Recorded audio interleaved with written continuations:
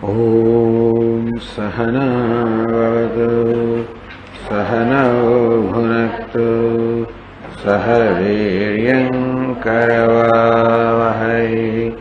तेजस्विनावधीतमस्तु मा विद्विषावहै।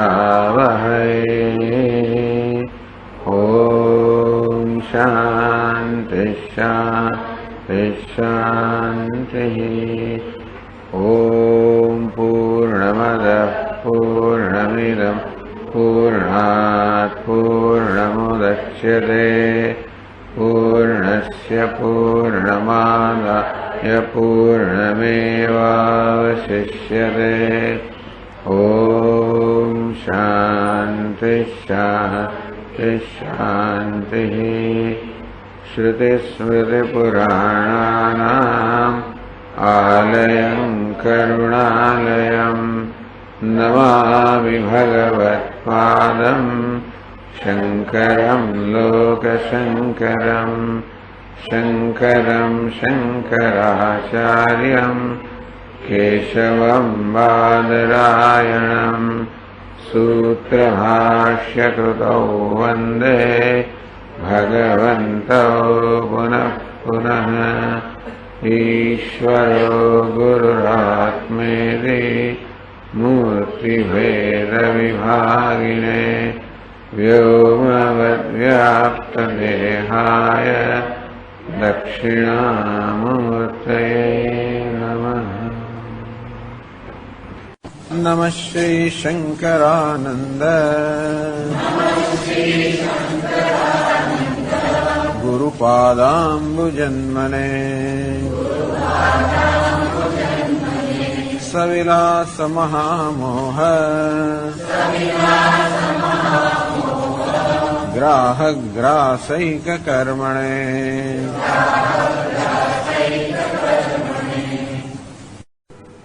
19મા શ્લોકથી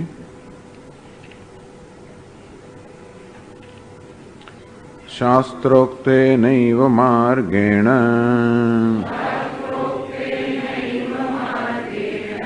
सच्चिदानन्दनिश्चयात् परोक्षमपि तज्ज्ञानम् तत्त्वज्ञानं न तु भ्रमः। ब्रह्म यद्यपि शास्त्रेषु प्रत्यक्त्वेनैव वर्णितम् महावाक्यैस्तथाप्येतत् दुर्बोधमविचारिणः। देहाद्यात्मत्वविभ्रान्तौ जाग्रत्यां न हठात् पुमान् ब्रह्मात्मत्वेन विज्ञातुम् क्षमते मन्दधीत्वतः। ब्रह्ममात्रं सुविज्ञेयम् श्रद्धालो शास्त्रदर्शिनः। अपरोक्षद्वैतबुद्धिः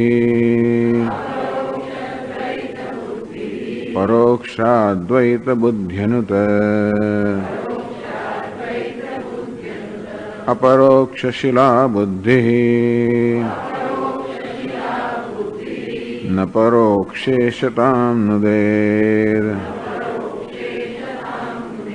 प्रतिमादिषु विष्णुत्वे को वा विप्रतिपद्यते।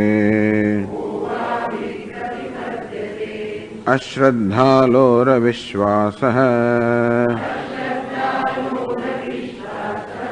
नोदाहरणमर्हति। श्रद्धालोरेव सर्वत्र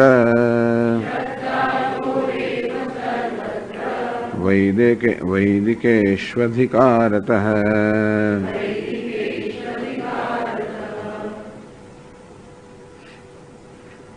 શાસ્ત્રોક્તેન માર્ગેણ સચ્ચિદાનંદ નિશ્ચયાત. તો શાસ્ત્રમાં જે પ્રકારે પ્રતિપાદન કરવામાં આવ્યું છે એ રીતે ત્યારે નિશ્ચય થાય કે આત્મા સચ્ચિદાનંદ સ્વરૂપ છે. પરોક્ષોપિત જ્ઞાનમ સત્યમ જ્ઞાન અનંતમ બ્રહ્મ, બ્રહ્મ સત્ય જ્ઞાન અનંત સ્વરૂપ છે, આત્મા સચ્ચિદાનંદ સ્વરૂપ છે. આ પ્રકારનો જે નિશ્ચય જન્મે છે એ પરોક્ષોપિત જ્ઞાનમ, એ જ્ઞાન પરોક્ષ છે. તથાપિ તત્વજ્ઞાનમ, એટલે પરોક્ષ જ્ઞાન પણ તત્વજ્ઞાન યથાર્થ જ્ઞાન છે, એ ભ્રમ નથી. એ ચર્ચા ચાલી રહી હતી. ન તો ભ્રમ એ ભ્રમ નથી. એટલે કે પરોક્ષ જ્ઞાન, પરોક્ષતા એ અપરાધને કારણે જ્ઞાન ખોટું નથી. એ જ્ઞાન સાચું છે, પણ છતાં પણ એ પર્યાપ્ત નથી. પરોક્ષ જ્ઞાન પણ સાચું જ્ઞાન છે, છતાં પણ પૂરતું જ્ઞાન નથી. અપરોક્ષતા ત્યારે એ આપણને ખરેખર આશીર્વાદરૂપ નીવડે, બરોબર છે, પરંતુ જ્ઞાન પરોક્ષ છે, મારે ખોટું નથી. જેવી રીતે આપણને ધુમાડો જોઈએ અને અગ્નિ છે એ પ્રકારનું જ્ઞાન થાય, એ જ્ઞાન ખોટું નથી, પરોક્ષ છે. અગ્નિ આપણે જોયો નથી માટે આપણે પ્રત્યક્ષ અપરોક્ષ ના કહીએ, પરંતુ એ જ્ઞાન તો સાચું જ્ઞાન છે. તો જ્યારે શાસ્ત્રમાં આપણને ઉપદેશ કરવામાં આવે તત્વમસી બ્રહ્મ યદ્યપિ શાસ્ત્રેષુ પ્રત્યક્ત્વેનૈવ વર્ણિતમ, તો શાસ્ત્રમાં બ્રહ્મને પ્રત્યેક આત્મા રૂપે વર્ણન કરવામાં આવ્યું છે. અર્થાત અહમ બ્રહ્માસ્મિ, આ પ્રત્યેક આત્મા જ બ્રહ્મ છે, તું બ્રહ્મ છે, એ પ્રકાર એ શાસ્ત્રનું તાત્પર્ય છે. તો પછી આપણને એમ કહેવામાં આવે કે તું બ્રહ્મ છો, ભાઈ કેમ આપણને હું બ્રહ્મ છું અપરોક્ષ જ્ઞાન જન્મવું જોઈએ ને? જો શાસ્ત્રના પ્રતિપાદન કરવાને કારણે આપણને જ્ઞાન જન્મતું હોય તો શાસ્ત્રમાં કહેવામાં આવે કે તું બ્રહ્મ છે, તો હું બ્રહ્મ છું એ પ્રકારનું અપરોક્ષ જ્ઞાન કેમ ન જન્મે? તથાપિ દુર્બોધમ અવિચારણ, તો કે હા, આ માત્ર ઉપદેશથી જ અપરોક્ષ જ્ઞાન જન્મતું નથી, પરંતુ ઉપદેશ ઉપરાંત વિચારની પણ આવશ્યકતા છે. અર્થાત તત્વમસી એ મહાવાક્યનો શું અર્થ થાય? કારણ કે માત્ર શબ્દાર્થ કે વાચ્યાર્થ પૂરતો નથી, પરંતુ એ શબ્દોનો લક્ષ્યાર્થ જાણવાની જરૂર છે. અને તો વાચ્યાર્થમાંથી લક્ષ્યાર્થ એ સમજ પ્રાપ્ત કરવા માટે વિચારની આવશ્યકતા છે. દુર્બોધમ અવિચારણ, અને તેથી ભલે ને વારંવાર કહેવામાં આવે બ્રહ્મ છતાં પણ જ્યાં સુધી વાક્ય પર વિચાર ન કરવામાં આવે ત્યાં સુધી એ વસ્તુ સમજાતી નથી. હું બ્રહ્મ છું કઈ રીતે? હા, મેં કહ્યું તો ખરું કે હું બ્રહ્મ છું, કઈ રીતે? હું વિશેના ખ્યાલમાં હજી પરિવર્તન ના આવે અને બ્રહ્મ વિશેના ખ્યાલમાં પણ પરિવર્તન ના આવે. અત્યારે મને હું એટલે કે આત્મા વિશે પણ ખ્યાલ છે કે હું કોણ છું, ઈશ્વર વિશે પણ મારા ખ્યાલ છે કે ઈશ્વર કોણ છે. આ બંને ખ્યાલમાં પરિવર્તન ના આવે ત્યાં સુધી જીવ અને ઈશ્વરના ઐક્યનું જ્ઞાન ન થઈ શકે. એ પરિવર્તન એટલે કે ઈશ્વર શબ્દનો ખરેખર શું અર્થ થવો જોઈએ, કે આત્મા શબ્દનો અર્થ શું થવો જોઈએ. એના આપણે ઈશ્વર કહીએ, ઈશ્વર એટલે જગતનું શાસન કરનાર, જગતનો નિયંતા. તો જગતનું શાસન કઈ રીતે કરે છે? એ જગતનું શાસન કરનાર બરોબર છે, પરંતુ જ્યારે ઈશ્વરની દ્રષ્ટિએ જોઈએ ત્યારે એ શાસન કઈ રીતે કરે છે? શું હાથમાં હથિયારો આવા બધા શસ્ત્રો રાખીને જગતનું શાસન કરે છે? કઈ રીતે શાસન કરે છે? એ શાસન શબ્દનો અર્થ પણ જાણવો જોઈએ. શાસન એટલે આપણા વ્યવહારમાં આપણે એમ જ સમજીએ કે કોઈક રીતે બસ બળજબરી કરીને કે સરમુખત્યારશાહીથી કે કોઈ તો પોતાની શક્તિનો ઉપયોગ કરીને બીજાને દબાવમાં લાવવા, એવી તો શાસન થાય? એવું ઈશ્વર કરે છે. ઈશ્વર શબ્દનો અર્થ પણ આપણે જયારે સમજીએ ઈશ્વરના દ્રષ્ટિબિંદુથી, આપણા દ્રષ્ટિબિંદુ ઈશ્વર શબ્દનો અર્થ સમજીએ છીએ કે જગતનો સર્જક છે, પાલક છે, સંહારક છે, કર્મફલદાતા છે, કર્માધ્યક્ષ છે, બરાબર છે, નિયંત્રણ છે. પરંતુ એનું નિયંત્રણ કયા પ્રકારનું છે? એ સર્જન કરે છે કઈ રીતે કરે છે? મયા અધ્યક્ષેણ પ્રકૃતિ સુયતે સચરાચરમ, એટલે બધું સર્જન પાલન લય સર્વ કર્મ કરવા છતાં પણ ન નિબધ્ધંતિ ધનંજય ઉદાસીન વદાસીનમ અશક્તમ તેષુ કર્મસુ, આ બધું કરવા છતાં પણ હું કોઈ બંધાતો નથી, કારણ કે આ કર્મ કરવા અશક્ત છું. એટલે કઈ રીતે? આમ ઈશ્વર તત્વને સમજવાનું છે, અંદર આત્મ તત્વને સમજવાનું છે. આત્મા વિશે, મારા પોતાના વિશે અનેક ખ્યાલો હું ધરાવનાર છું, બરોબર છે, પરંતુ મારા વિશે જે ખ્યાલ ધરાવું છું એને પણ વિચારની જરૂર છે કે ખ્યાલો ખરેખર સાચા છે કે નહીં. આમ ઈશ્વર અને જીવ વિચાર એટલા માટે જરૂર છે, જો આપણને આત્મા વિશે કઈ ખબર જ ના હોત અને ઈશ્વર વિશે કઈ ખબર જ ના હોત, ઈશ્વર ને આત્મા કઈ કે આપણા જીવન સંકળાયેલા જ ના હોત, તો માત્ર શ્રવણ કરવાથી આપણે જ્ઞાન જન્મે. પદાર્થ પડ્યો, નીચે મૂક્યો, અધ્ધર જમીન પર પડ્યો, ગુરુત્વાકર્ષણ છે, બરોબર છે. એ ગુરુત્વાકર્ષણ વિશે મારા મનમાં કશું ખ્યાલ નથી, અર્થાત મારા જીવનમાં એનો કશો ઉપયોગ નથી, એ વિશે મારા કોઈ ભ્રમ નથી. પણ આત્મા વિશે અને ઈશ્વર વિશે, બંને વિશે, એટલે જીવ જગત ને ઈશ્વર, આ ત્રણેય વિષયો વિશે મારા મનમાં અનેક ભ્રમ છે.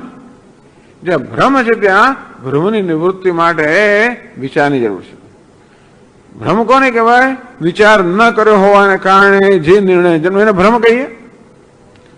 તો હું વિષયમાં વિચાર ન કર્યો હોવાને કારણે માની લેલી વસ્તુ, જગત વિશે માની લેલું, ઈશ્વર વિશે માની અનેક બધી માન્યતાઓ, તો અનેક બધી માન્યતાઓનો સમૂહ એટલે જ અહંકાર. તો આ બધા વિષયમાં અનેક ભ્રમ હોવાને કારણે એ ભ્રમની નિવૃત્તિ વિચાર માંગેલી. કારણ કે વિચાર ન કર્યો હોવાને કારણે, કે ખોટી રીતે વિચાર કર્યો હોવાને કારણે નિર્ણય જન્મ્યા છે. અવિચાર એટલે શું? વિપરીત વિચાર. ખોટી રીતે વિચાર કર્યો હોવાને કારણે પોતાના વિશે, જગત વિશે, ઈશ્વર વિશે જે ભ્રમ જન્મ્યા છે એ સાચી રીતે વિચાર કરવાથી જ જાય, એમને ના જાય. એટલે આત્મા વિશે કે ઈશ્વર વિશેના જ્ઞાન, અપરોક્ષ જ્ઞાન પ્રાપ્ત કરવા માટે એટલા માટે વિચારની જરૂર છે કે આ વિષયમાં આપણામાં ભ્રમ પ્રવર્તમાન છે. અર્થાત આ વિષયમાં અત્યારે આપણા મનમાં દ્રઢ ખ્યાલો છે. જો કશાય ખ્યાલો હોત જ નહીં, આપણી સ્લેટ કોરી જ હોત તો એને પૈકી લખી શકાય હોત. પણ સ્લેટમાં લખેલું તો પહેલા ભૂસવું પડે, પછી લખી શકાય ને. અંતે એ રીતે ઘણું બધું લખાયેલું છે, ભૂસવું પડે, ભૂસ્યા પછી કંઈક લખી શકાય એવું છે. એટલે એ તદ દુર્બોધમ અવિચારિણ, જ્યાં સુધી વિચાર ન કરવામાં આવે ત્યાં સુધી શાસ્ત્રના વાક્યોનો અર્થ સમજવો દુર્બોધ, અર્થાત અત્યંત મુશ્કેલ છે, એને જાણવું, સમજવું. દેહાદ્યાત્મત્વ વિભ્રાંત જાગ્રત્યામ ન હઠાત્મા, એ જ કહ્યું. બ્રહ્મ આત્મત્વેન વિજ્ઞાતુમ ક્ષમતે મંદધીત્વતઃ. દેહાદિ આત્મત્વ વિભ્રાંત, કહ્યું પ્રમાણે દેહને આત્માને પ્રકારની વિભ્રાંતિ છે. દેહ આત્મા છે, આ પ્રકારની ભ્રાંતિ વિદ્યમાન છે. એ હોવાને કારણે એટલે હું મારા દેહને આત્મા માનતો એટલે ઈશ્વરને પણ દેહવા જ માનું. જે પ્રકારનો ખ્યાલ મારા વિશે હોય કે હું પણ સાકાર છું, હું જીવ સાકાર છું, અત્યારે ઈશ્વરની કલ્પના કરો તો પણ એક સાકાર ઈશ્વરની જ કલ્પના કરો. મને 2 હાથ છે અને 4 હાથ હોય, 8 હાથ હોય, 18 હાથ હોય, એવું કંઈક હોય. પણ શક્તિ હોય ત્યારે, જયારે હાથ હોય ત્યારે જ હોય, પગ હોય ત્યારે જ ચાલી શકું, મારું મોં હોય તો જ બોલી શકું, આંખ હોય તો જ જોઈ શકું. અને માટે ઈશ્વરની પણ એ પ્રકારની હું કલ્પના કરું. આ રીતે મારા વિશે જે પ્રકારના અધ્યારોપ થયા છે એવા અધ્યારોપ ઈશ્વર વિશે પણ થાય, જગત વિશે પણ થાય.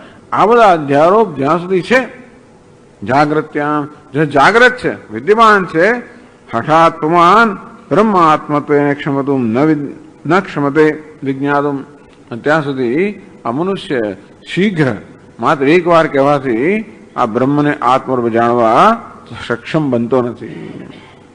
મંદધીત્વતઃ, બની જાય, કોઈ એમાં બને તો આપણા શ્વેતકેતુ અથવા તો નચિકેતા વગેરે તો સમય જ્ઞાન થઈ ગયું, એક વાર ઉપદેશ થઈ. ત્યાં જો કે અનેક વાર ઉપદેશ કરે, કઠોપનિષદમાં પણ એકને એક વસ્તુને અનેક વાર કહેવામાં આવી છે, છતાં પણ શ્રવણથી જ્ઞાન થઈ ગયું. એનો અર્થ એ હતો કે એમના પ્રતિબંધકો બહુ જ ઓછા હશે. એટલે બહુ પ્રતિબંધક ના હોય, અંતઃકરણ શુદ્ધ હોય અને આ બધા ભ્રમ એટલા બધા દ્રઢ ના હોય. તો એ શ્રવણમાં, શ્રવણ એટલે વિચાર જ, શ્રવણ એટલે શાસ્ત્ર વિચાર. ખરેખર શ્રવણ એટલે માત્ર સાંભળવું જ નહીં, પરંતુ શ્રવણ એટલે શાસ્ત્ર વિચાર. પણ આ સાંભળવાનો આખી એક વ્યવસ્થા ઉભી કરવામાં આવી જેથી આપણે ગુરુની મદદથી વિચાર કરી શકીએ. પણ શ્રવણ અર્થાત શ્રોતા આ શાસ્ત્રના વાક્યો વિચાર કરતો હોય છે, અર્થને સમજવાનો, અને ગુરુ એ માટે મદદરૂપ થતા હોય છે, માર્ગદર્શક થતા હોય છે. પરંતુ વિચાર કરવા શ્રવણ એક વારનું શ્રવણ પૂરતું ના બને, 2 વાર કરવું પડે, અનેક વાર કરવું પડે. એટલે ટૂંકમાં વિચાર જ્યારે પૂરો થાય ત્યારે જ એ અપરોક્ષ જ્ઞાન જન્મે. તો પછી પરોક્ષ જ્ઞાન પર ન જ જન્મવું જોઈએ ને. જો વિચાર વગર અપરોક્ષ જ્ઞાન ન જન્મે તો શાસ્ત્રના ઉપદેશથી પરોક્ષ જ્ઞાન પર ન જ જન્મવું જોઈએ. બ્રહ્મ માત્રમ સુવિજ્ઞેયમ શ્રદ્ધાલો શાસ્ત્રદર્શિન. તો કે નહીં, પરોક્ષ જ્ઞાન માટે કોઈ મુશ્કેલી નથી. શ્રદ્ધાલો શાસ્ત્રદર્શિન, જે શ્રદ્ધાળુ છે અને શાસ્ત્રદર્શી એટલે શાસ્ત્ર પ્રમાણે દર્શન કરવાનું સ્વીકારે છે શ્રદ્ધાને કારણે. એને કહેવામાં કે સ્વર્ગ છે, એને શાસ્ત્રમાં શ્રદ્ધા છે તો એને તરત જ્ઞાન જન્મે કે સ્વર્ગ છે, પરોક્ષ જ્ઞાન જન્મે. ઈશ્વર છે તો કે હા છે, જોયું નથી પરંતુ એમાં શ્રદ્ધા હોવાના કારણે એને સ્વીકારવામાં કોઈ મુશ્કેલી પડતી નથી. એનું નામ શ્રદ્ધા. એ પ્રકારની મનની સ્થિતિ જ્યાં શાસ્ત્ર અને ગુરુ આપણને જે કે એ સ્વીકારવામાં કોઈ પ્રકારનો આંતરિક અવરોધ ના આવે, એનું નામ શ્રદ્ધા. અને તો આ રીતે શ્રદ્ધા હોવાને કારણે એટલે એનું મન વિરોધ નથી કરતું. ટૂંકમાં નહીતર આપણે સાંભળીએ તો ભાઈ શું કહ્યું, કેવી રીતે, શા પર થઈ પાછું, કેમ, અને એટલે અનેક પ્રકારના પ્રશ્નો થતા હોય. અને એવું જયારે વિરોધ મનમાં ન થતો હોય એટલે એ પ્રકારની મનની સ્થિતિ. એટલે એનો અર્થ નહીં કે માણસ વિચાર કરી શકતો નથી, એવું નથી કે મૂર્ખ છે, એવું નથી, પરંતુ એવી જ એની મનોવૃત્તિ છે કે આ શાસ્ત્રમાં વગેરેમાં ગુરુના વાક્યોમાં એને કોઈ વિરોધ નથી જન્મતો. એવા સંસ્કાર એ ધરાવે છે. એવું હોવાના કારણે એને જયારે કહેવામાં આવે કે સ્વર્ગ છે, પાપ છે, પુણ્ય છે, હવે કોણે જોયું છે? પુનર્જન્મ છે કે જોયું છે? ભસ્મીભૂત દેહસ્ય પુનરાગમનમ કુતઃ. કોઈ જન્મીને મરેલાને પાછો આવેલો જોયો નહીં? જોયો તો આપણે કેમ સ્વીકારીએ છીએ? પોણા ભાગની દુનિયા સ્વીકારતી નથી, પુનર્જન્મ સ્વીકારતી અને પૂર્વજોને કશું સ્વીકારતી નથી. પોણા ભાગની શું 90% દુનિયાની સ્વીકારતી હોય, 75% છતાં આપણે સ્વીકારીએ છીએ. એને એટલા માટે આપણું તો વર્તમાન જીવનમાં પુનર્જન્મના નિર્માણ માટે ઘણું બધું થતું હોય છે. વૈદિક કામો તો બધા છે, વિહિત કર્મ કરે પણ જેથી સ્વર્ગમાં મને સ્થાન મળે, મારું મત મૃત્યુ સુધરે, મારો બીજો જન્મ થાય, આ પ્રકારે પુનર્જન્મને ધ્યાનમાં રાખીને આપણે આ જીવન જીવતા હોય છે. એટલે એ રીતે કે આપણે અત્યારે જે કરીએ છીએ એનો જવાબ આપવો પડશે, અથવા આપણે જે કરીએ એનો આપણે લાભ મળશે, એવી જે ખાતરી, એવી ખાતરી હોવી જોઈએ ને. કોણે કહ્યું કે અત્યારે સત્કર્મ કરવું એટલે ભવિષ્યમાં એનું સારું પરિણામ મળે? એવું કઈ નિયમ છે? એવું કઈ સિદ્ધ થઈ શકે, સાબિત થાય? કોઈ સાબિત ના કરી શકે. ટૂંકમાં આ કોઈ સાબિત ના કરી શકે કે જે માણસ પુણ્ય કર્મ કરે છે એને ભવિષ્યમાં સુખ મળવાનું છે અને પાપને કારણે દુઃખ મળવાનું છે. હવે એ જાતનું સમીકરણ આપણે ક્યાંથી માંડી શકીએ કે જો આ કર્યું કારણ પેલું પાપ કર્યું હતું, આ તારા કર્મ, આ તારા કર્મ. આપણને કહું કહેતો હોય સ્વીકારવામાં બહુ વાંધો નથી આવતો કે હશે સ્વામી, હું જેવો છું, હું દુર્ભાગ્ય છું. પરંતુ કયા કર્મને કારણે કયા પ્રકારનું પરિણામ આવે એ તો કોઈ કહી શકતું નથી ને. કહેતો આપણે જોયા નથી ને, સ્મૃતિ ગ્રંથોમાં લખ્યું છે કે કયા કર્મ કરવાથી કયા જન્મમાં કયું ફળ મળે, એવું મળે આપણને. પણ એટલે 5મા જન્મ પહેલા મેં એવું કર્યું હશે, શું ખબર પડે આપણને? આ તો આપણે સ્વીકારીએ તો માત્ર શ્રદ્ધા જ બતાવે છે ને. 100 વાર હનુમાન ચાલીસાનો પાઠ કરવાથી ફલાણું પરિણામ મળશે, હવે એ શું છે? શ્રદ્ધાનો વિષય છે ને. લોકો ક્યાં ને ક્યાંય જાય છે, દર અઠવાડિયે ચાલીને જાય, મહિને ચાલીને જાય, વર્ષે જાય, ક્યાં ખૂણા ખાંચનામાં જાય, શું ચઢે આવે, આમ જાત જાતનું કરી આવતા હોય. આપણે ખબર ન હોય કે લોકો શું શું કરે છે અંદર. ખરેખર બહાર ગમે તેવા દેખાવ, અંદર શું કરે છે એ આપણે ઘણી વાર નથી ખબર હોતી. આમ કશા ના માનતા હોય પણ સ્વામી દર મહિને વીરપુર તો જઈ આવવાનું એમણે. હા, એ તો ખરું. દર વર્ષે અંબાવાજી તો જઈ આવે, આમ તો કરી આવે, આમ પછી કશે ના જતો હોય, કઈ ના કરતો, આવું અંદરથી કરતો હોય. અને એટલે આવું તો શ્રદ્ધાનો તો કેમ થઈ શકે? એટલે કહેવાનો ભાવ થઈ છે કે પરોક્ષ જ્ઞાન, આપણો શ્રદ્ધા હોય તો પરોક્ષ જ્ઞાન જન્મી શકે. પરોક્ષ જ્ઞાન કોને કહેવાય? જે આપણે આપણી નજરે જોયું નથી, કે જે આપણા પ્રત્યક્ષ જ્ઞાનનો વિષય નથી, છતાં પણ આપણે એને સ્વીકારી લઈએ છીએ, નામ પરોક્ષ જ્ઞાન. કેટલાક વિષયો નિત્ય પરોક્ષ હોય છે, નિત્ય પરોક્ષ. સ્વર્ગ નિત્ય પરોક્ષ છે, પુનર્જન્મ નિત્ય. કોઈ દરરોજ જીવતા હોય ત્યાં એનું જ્ઞાન થઈ જ ના શકે. પેલું જ્ઞાન એવું નથી, ધુમાડાને જોઈને આપણને અગ્નિનું જ્ઞાન થાય, એ તો યથાર્થ જ્ઞાન છે, પરોક્ષ ખરું, છતાં પણ એમાં મને કોઈ અવિશ્વાસ, એટલે એમાં મને કોઈ, એમાં શ્રદ્ધાની જરૂર નથી. કારણ કે હું ધુમાડો પ્રત્યક્ષ જોઉં છું ને, અને ધુમાડો હોય ત્યારે જ હોઈ શકે જ્યારે અગ્નિ હોય ત્યારે, એ મને જ્ઞાન હોવાના કારણે અગ્નિનું જ્ઞાન જે છે એમાં કોઈ શ્રદ્ધા નથી. પણ સ્વર્ગ છે, પુનર્જન્મ છે, પુણ્ય પાપ છે. મંદિરમાં જાઓ ત્યારે ભાઈ ચામડાનો પટ્ટો બહાર કાઢીને જાઓ, આમાં શું છે બોલો, ચામડાનો પટ્ટો પહેરી ના જાવ અંદર. તો પેલું નગારું છે તો ચામડાનું છે એ ચાલે પાછું. એમાં ધર્મ પણ બહુ સૂક્ષ્મ છે બધો, કે નગારાનું ચામડું ચાલે અને તમારે પટ્ટાનું ચામડું ના ચાલે એવું છે. નગારું છે કે અંદર બેઠેલું તોય તે ચાલે. એટલે કહ્યું ને કે હિંસા ન કુર્યાત, હિંસા ના કરવું છે. અને છતાંય પણ કદાચ તમે યજ્ઞ આગળ કરતા હો ને એમાં હિંસા થતી હોય તો ચાલે. એટલે કોને હિંસા કેવી, કોને હિંસા ના, આ બધા નિર્ણયો માટે પણ આપણે શાસ્ત્ર પર નજર કરવી પડતી હોય છે. આમ ધર્મનો નિર્ણય કરવા માટે પણ શાસ્ત્ર પ્રમાણ થઈ પડતું હોય છે. તસ્માત શાસ્ત્રમ પ્રમાણમ દે કાર્ય વ્યવસ્થિત. શું કરવું જોઈએ અને શું ન કરવું જોઈએ વ્યવસ્થા માટે હે અર્જુન શાસ્ત્ર જ પ્રમાણ છે.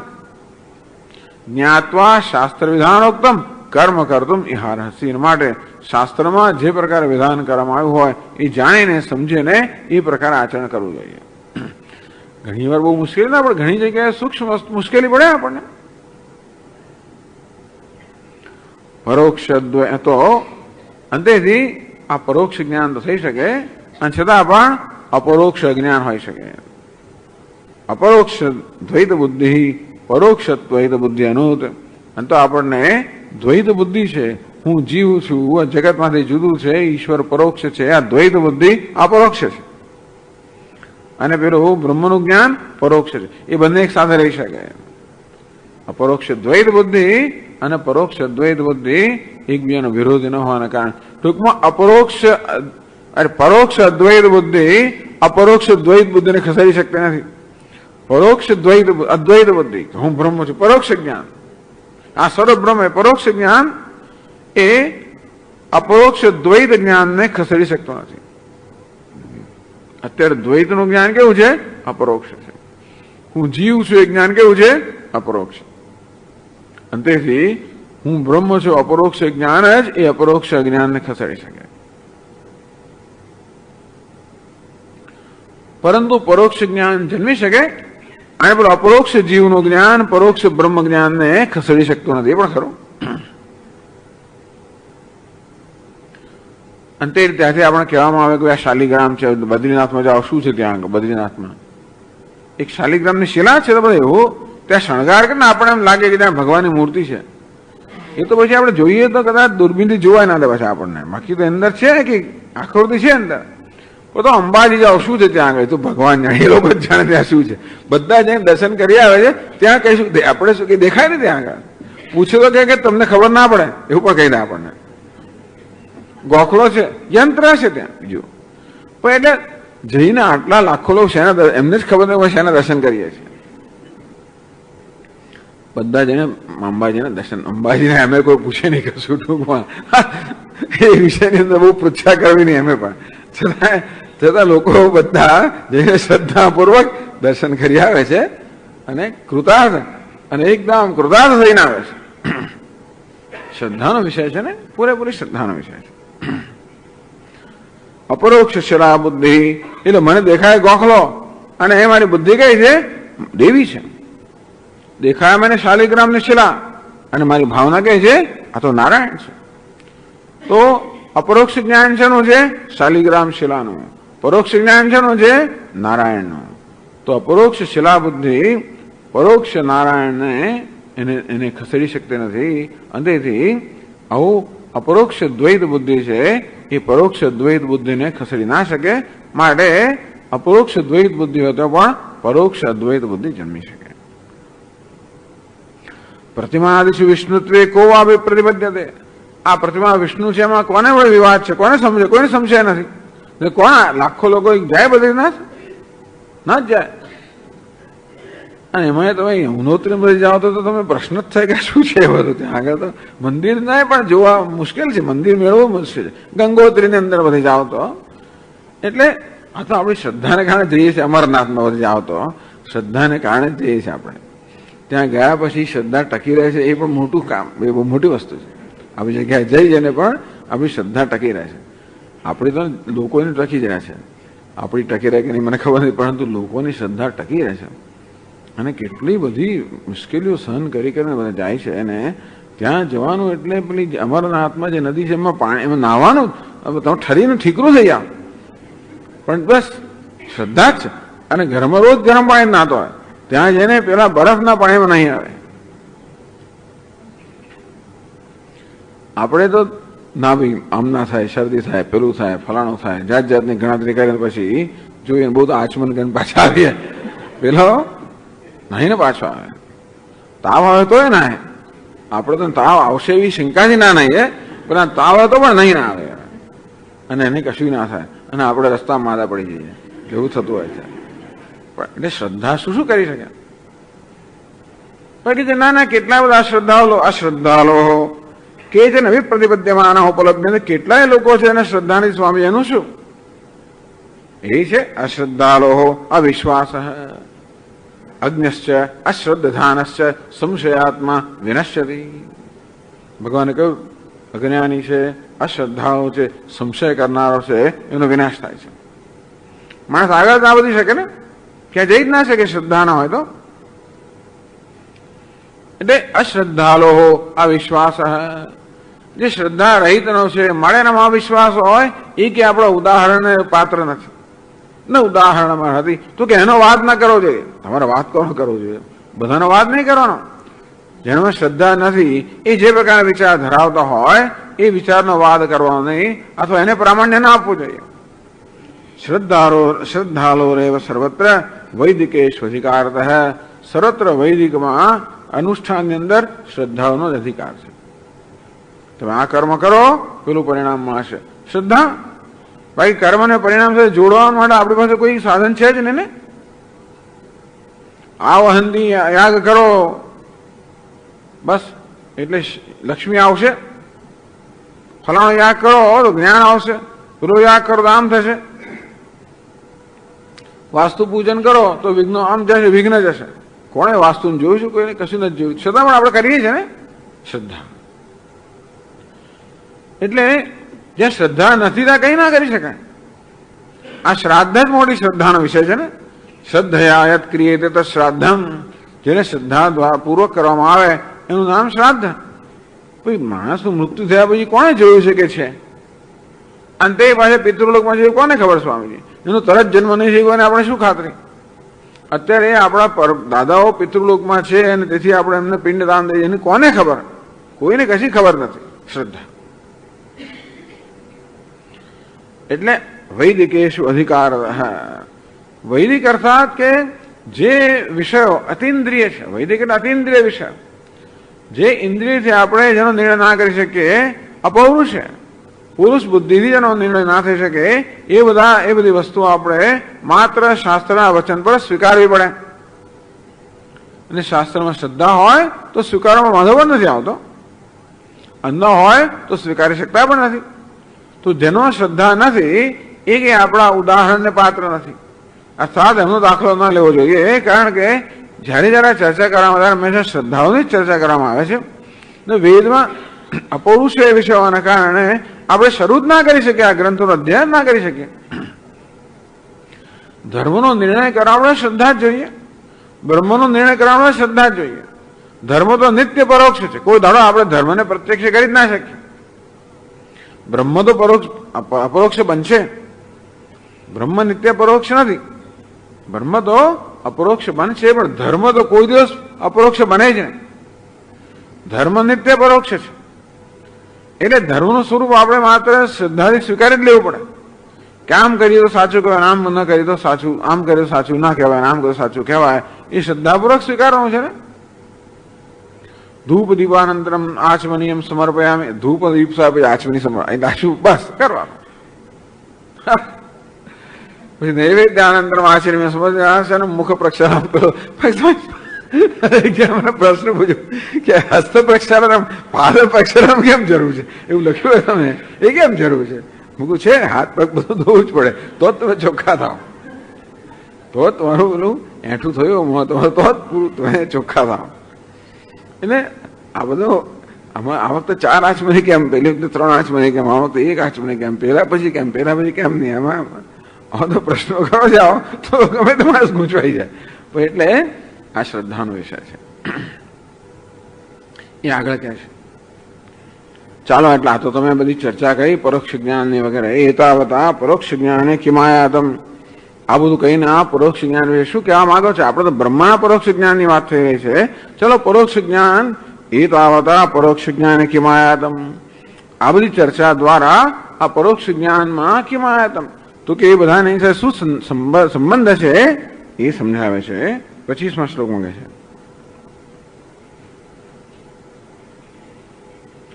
સકૃદાપ્તોપદેશેન પરોક્ષ જ્ઞાનમુદ્ભવેદ વિષ્ણુમૂર્ત્યુપદેશો હિ નમિમાં સામપેક્ષતે.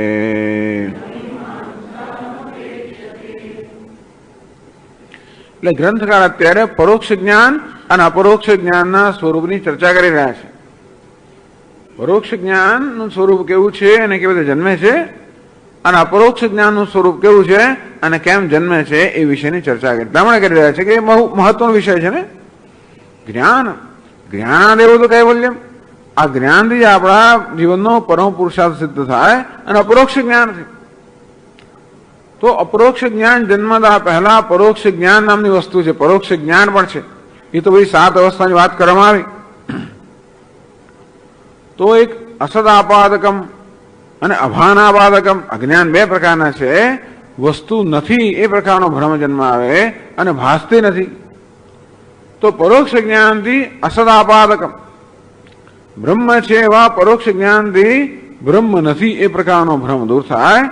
પણ બ્રહ્મ છું એ જ્ઞાનથી અભાનાપાદક, બ્રહ્મ ભાસતું નથી, છે પણ હજી ભાસતું નથી, એનું નામ પરોક્ષ જ્ઞાન. અને છે ને ભાસે છે એનું નામ અપરોક્ષ જ્ઞાન. તો પહેલા તદ્દન અજ્ઞાન નથી અને ભાસતું નથી, એમાંથી પરોક્ષ જ્ઞાન જન્મે છે પણ ભાસતું નથી. પરોક્ષ જ્ઞાન જન્મે છે અને ભાસે છે.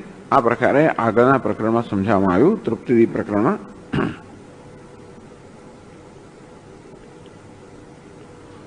તો કહે છે સકૃત આપતોપદેશેન પરોક્ષ જ્ઞાનમુદ્ભવે. એક જ વાર આપત, આપત એટલે જે વિદ્વાન છે, વિશ્વસનીય છે. આપત એટલે જે શાસ્ત્રના જ્ઞાતા છે અને વિશ્વસનીય છે એવી વ્યક્તિના એક જ વારના ઉપદેશથી પરોક્ષ જ્ઞાન જન્મે. આપણામાં શ્રદ્ધા હોય તો, આપણા શ્રદ્ધા હોય તો આપણે કહેવામાં આવે કે સત્કર્મ કરવાથી પુણ્ય થાય અને પુણ્યથી સુખ ઉત્પન્ન થાય. બરોબર છે. દુષ્કર્મ કરવાથી પાપ લાગે અને પાપનું પરિણામ દુઃખમાં આવે. સમજાયું છે? આપણે જે ન ગમતું હોય આપણે બીજાને ન કરવું જોઈએ, આપણે ગમતું હોય વ્યવહાર બીજા સાથે કરવો જોઈએ. સમજાયું છે? એટલે આપણી બુદ્ધિમાં શ્રદ્ધા જરા હોય ત્યારે એનો અર્થ કે આ વાક્યો નથી સમજાય આપણને. શ્રદ્ધાનો અર્થ શું છે કે બુદ્ધિની એ પ્રકારની વૃત્તિ જેને કારણે આ બધા વાક્યોનો આપણને અર્થ સમજાય અને તરત વિશ્વાસ બેસે અને આપણે સ્વીકારી શકીએ. બરોબર છે? ભાઈ જગત છે, મને જગતનું કારણ હોવું જોઈએ, વાત સાચી છે. જગત સર્જન છે. હવે અમારું કોઈ વસ્તુ કોઈ સિદ્ધ ના કરી શકે. આ જગત જે છે એ સર્જન છે, એ કોઈ સિદ્ધ ના કરી શકે. પણ આપણે કહેવામાં જગત સર્જન છે એ આપણે સ્વીકારવા વાંધો કેમ નથી? શ્રદ્ધા. એ સર્જન નથી હોય કોઈ સિદ્ધ ના કરી શકે. તેમ ઈશ્વર છે એમ કોઈ સિદ્ધ ના કરી શકે, તેમ ઈશ્વર નથી એ પણ કોઈ સિદ્ધ ના કરી શકે. પણ જેનામાં શ્રદ્ધા છે એને ઈશ્વર છે એ સ્વીકારવા વાંધો નથી આવતો. જેનામાં શ્રદ્ધા નથી એને ઈશ્વર નથી એવું સ્વીકારવાનું મન થાય છે. બેમાંથી બંને ખરેખર કોઈના કશાક પર આધારિત જ છે. એક માણસ શાસ્ત્ર અને ગુરુના વાક્ય પર આધારિત છે અને માટે એને સ્વીકારવામાં મુશ્કેલ નથી પડતી, અને બીજો પોતાની બુદ્ધિના કઈક પ્રકારની બુદ્ધિના ભ્રમથી આધારિત છે, પોતાની બુદ્ધિથી અહંકારથી આધારિત છે. ચાલો બુદ્ધિ પર આધારિત હોય સમજાયું છે. અશ્રદ્ધાળુમાં આપણે જો બુદ્ધિમાન હોય અને એ આપણે સહકાર આપે તો એમાં શ્રદ્ધા જન્માવી શકીએ. પરંતુ ઘણીવાર અત્યંત અહંકારને કારણે, ગર્વ, ગમે કોઈ કારણસર કે કંઈક પૂર્વના સંસ્કારને કારણે, દુર્ભાગ્યને કારણે આપણે શ્રદ્ધા જન્માય જ નહીં. અને તો ઈશ્વર છે એ સ્વીકારવા આપણું મન હા પાડે નહીં, પણ નથી એ સ્વીકાર હા પાડે, એવું થાય. પછી આ શ્રદ્ધા છે ત્યાં સકૃત આપતો ઉપદેશે ને પરોક્ષ જ્ઞાન ઉદ્ભવેત. એક જ વાર માત્ર આપતનો એટલે ગુરુનો, શાસ્ત્રના જાણકારનો, વિશ્વસનીય એનો ઉપદેશ પ્રાપ્ત થાય તો પણ આપણે પરોક્ષ જ્ઞાન જન્મે. સ્વર્ગ છે બરોબર છે, જેણે પુણ્ય કર્મ કર્યું હોય એને એના ફળ ભોગવવાનું સ્થાન હોવું જ જોઈએ. નરક છે તો કે હા, ખૂબ પાપ કર્મ કર્યું હોય એનું ફળ મળવું જોઈએ. સમજાય એવું છે? જોયું નથી પણ સ્વીકારવાનો વાંધો નથી. સ્વામી કોઈ સ્વર્ગને જોયું છે? જોવાની જરૂર નથી સ્વીકારવા માટે. સ્વામી દયાનંદજી મહારાજ કહે કે ભાઈ ધર્મનું જીવનનું પાલન થવું જોઈએ. એટલે રામચંદ્રજી છે, રામચંદ્રજી ના હોય તો પણ રામચંદ્રજીનો સિદ્ધાંત છે એ સ્વીકારવામાં કોઈ મુશ્કેલી નથી. કદાચ રામચંદ્ર નામે વ્યક્તિ ન હોય, તમે એવું સિદ્ધ કરી આપો તોય પણ રામચંદ્રજી જે સિદ્ધાંત છે એ તો અમારા માટે સ્વીકાર્ય છે જ. શ્રી કૃષ્ણ નામની કોઈ વ્યક્તિ થઈ ગઈ, ધારો કે સિદ્ધ ગઈ ન તો પણ શ્રી કૃષ્ણ એટલે જે સિદ્ધાંત એ સ્વીકારવામાં અમને વાંધો જ નથી. એ સિદ્ધાંત મહત્વનો છે. કદાચ સિદ્ધાંતને પછી એક વ્યક્તિત્વ આપવામાં આવ્યો છે જે હોય તો, પણ એટલે એ વ્યક્તિ ઇતિહાસ અમારા માટે મહત્વ નથી. આપણે ભારતીય લોકો ઇતિહાસને મહત્વ નથી આપ્યું, અને જે કંઈ ગેરલાભ હતા ખરા, પણ એટલે ઇતિહાસ મહત્વ એટલા માટે નથી કે અમારા માટે શ્રદ્ધા હોવાને કારણે શાસ્ત્રના વચન છે એ અમારામાં નિશ્ચય ઉત્પન્ન કરી શકે છે. મહત્વની વસ્તુ એ છે કે આપણામાં નિશ્ચય ઉત્પન્ન થવો જોઈએ. આપણા જીવનમાં કોઈ આચરણમાં આવવા માટે આપણી બુદ્ધિમાં નિશ્ચય ઉત્પન્ન થવો જોઈએ. પુણ્ય છે, પાપ છે, સ્વર્ગ છે, નરક છે, પુનર્જન્મ છે, આ બધા આપણા મનમાં શ્રદ્ધા શું કહેવાય? આપણું નિશ્ચય જન્માવે કે તો પછી એ આપણા આચરણમાં એ અભિવ્યક્ત થાય કે પ્રતિબિંબિત થાય, નહીં તો ના થાય. તો પરોક્ષ જ્ઞાન પર નિશ્ચય બુદ્ધિનો, સ્વર્ગ વિશે પણ નિશ્ચય કે છે, પુનર્જન્મ છે, પાપ પુણ્ય છે, પાપનું પરિણામ દુઃખ આવે, પુણ્યનું પરિણામ સુખ આવે છે. હું નિશ્ચય જયારે જન્મે ત્યારે મારા કર્મ, મારા વર્તનમાં એ વસ્તુઓ પ્રતિબિંબિત થાય, નહીં તો ના થાય. એટલે શ્રદ્ધા હોય ત્યારે શાસ્ત્રના વાક્યો કે ગુરુના વાક્યો આ પ્રકારનો નિશ્ચય જન્માવે, એનું નામ પરોક્ષ જ્ઞાન. ક્યારે પરોક્ષ જ્ઞાન? એ વિષય પરોક્ષ છે એટલા માટે. આ તો અત્યારે ધર્મના સંદર્ભમાં ચર્ચા થઈ. ધર્મ પરોક્ષ છે એટલે એનું અપરોક્ષ જ્ઞાન જન્મે જ નહીં. પણ જેવો વિષય હોય, ટૂંકમાં અપરોક્ષ વિષય તો અપરોક્ષ જ્ઞાન જન્મે અને પરોક્ષ તો પરોક્ષ જ્ઞાન બને. અપરોક્ષમાં સામે વ્યક્તિ ઉભી હોય અને વાત કરતો હોય, હું ઓળખી ના શકતો હોય, એકદમ કોઈ આવીને કહે કે સ્વામીજી આને ઓળખ્યો, આ ફલાણો, અને એકદમ પછી પરોક્ષ જ્ઞાન, અપરોક્ષ જ્ઞાન જન્મે, અપરોક્ષ વિષય છે. પણ એમાં શ્રદ્ધા હોય તો હું જરા જોઉં, વિચાર કરું, ભાઈ ખરેખર ના હોય, હા છે, અને પછી બધું પછી મારી સ્મૃતિ જરા તાજી કરું, લાગે છે કે પછી ધીમે ધીમે ધીમે બધા છે કે પેલી પહેલાની જે વ્યક્તિ જાણતો હતો એ અને આ વ્યક્તિ ત્યારે સામે છે એમાં જે ખૂબ બધો ભેદ છે, ધીમે ધીમે ધીમે આમ ઓગાળતો જાય. અને એ બંનેનો જે વ્યાવર્ત અંશ છે, વિરુદ્ધ અંશ છે, એ ધીમે ધીમે ઓગાળતો જાય. અવિરુદ્ધ અંશ એ સ્થાપિત થતો જાય અને મને જ્ઞાન જન્મે. પણ બ્રહ્મ છે, ઈશ્વર છે, એ પણ સકૃત આપતો ઉપદેશ છે ને. એક જ વાર ઉપદેશથી શ્રદ્ધાળુના હૃદયની અંદર આ જ્ઞાન જન્મી શકે કે ઈશ્વર છે. અજન્માનો લોક કિમવયવંતો વિજગતા. આ જગત જે છે અનેક અવયવોમાં બનેલું છે. જે અનેક અવયવોનો સંઘાત હોય એમાં જે રચવામાં જ આવેલો હોય. તમે કોઈ એવું જોયું છે કે અનેક અવયવોનો સંઘાત જે હોય એની જાતે ઉત્પન્ન થયું બન્યું છે? ટેબલ જેવી વસ્તુ પણ અનેક અવયવોના સંઘાતથી બનેલી છે અને કોઈક ઉપયોગ સિદ્ધ કરે છે. આવી જે વસ્તુ હોય જેનો કોઈ ઉપયોગ હોય અને તે બતાવે છે કે આ બુદ્ધિપૂર્વકનો એક સંઘાત છે અને આપણે કોઈ કે રચેલું હોવું જોઈએ. એની જાતે લાકડું આ ટેબલના રૂપમાં આવે ને બની જાય એવું બને જ નહીં. લાકડું જળ છે. અજન્માનો લોકા કિમ અવયવંતો બી જગતામ, એટલે જગત સર્જન છે. સર્જન હતો અધિષ્ઠાતારમ કિમ ભવવિધિ વિના ભવવિધિ અનાદૃત્ય ભવતી. તો અધિષ્ઠાતારમ, અધિષ્ઠાતા ન હોય એનો આદર ન કરીએ તો કઈ સર્જન થઈ શકે? તો કે જળ વસ્તુઓ આ એક તો જગત સર્જન છે, એ અનેક અવયવોનું બનેલું છે. એ બધા અવયવો જળ છે અને માટે એ જળ અવયવોનો સર્જનાર, એમને ભેગા કરનાર આ પ્રકારનો કોઈ બુદ્ધિશાળી ચેતન તત્વ વગર આ થઈ શકે? ના થઈ શકે. એટલે તરત કહ્યું કે એનો ચેતન કોઈ નિર્માતા હોવો જોઈએ. અનીશો વા કુર્યાત ભુવનજનને કહ પરિકર. હવે જો જગતનું સર્જન કરનારો તો મારા તારા જેવો તો ના જો, કારણ કે અનિશા જેની બુદ્ધિ અલ્પ છે, જ્ઞાન અલ્પ છે, શક્તિ અલ્પ છે, એ કરી શકે નહીં. અને માટે એ તો સર્વજ્ઞ સર્વશક્તિમાન હોવો જ જોઈએ. તો અનિશો વા કુર્યાત ભુવનજનને કહ પરિકર યતો મંદાસ્ત્વામ પ્રતિ અમરવર સંશય રતમે. એના માટે ભગવાન જો આપના વિશે કોઈને સંશય રહ્યા કરતો આપના અસ્તિત્વમાં, એ ખરે મંદ બુદ્ધિ ના હોવા જોઈએ કે અશ્રદ્ધાળુ હોવા જોઈએ. એટલે સકૃત આપતો ઉપદેશ ને એક જ વાર વ્યવસ્થિત ઉપદેશ કરવામાં આવતો પણ આપણને પરોક્ષ જ્ઞાન જન્મે. પરોક્ષ જ્ઞાન ઉદ્ભવેત વિષ્ણુમૂર્તિ ઉપદેશો હિ ન મીમાંસા અપેક્ષતે. તો વિષ્ણુ છે, ચતુર્ભુજ છે, શંખ ચક્ર ગદા પદ્મધારી છે. આ પ્રકારનો જે ઉપદેશ કરવામાં આવે, આપણો શ્રદ્ધા હોય તો આપણો જ્ઞાન જન્મે. ક્યાં હશે? હોય છે. વૈકુંઠ છે, ત્યાં ભગવાન વિરાજમાન છે, એમનું બધું વર્ણન કરવામાં આવે. શ્રદ્ધા હોય બરોબર છે, ના હોય તો વૈકુંઠ ક્યાં છે? કઈ ગેલેક્સીમાં છે? કઈ જગ્યાએ જોયું? ક્યાં છે? અનેક બધા પ્રશ્નો જન્મે.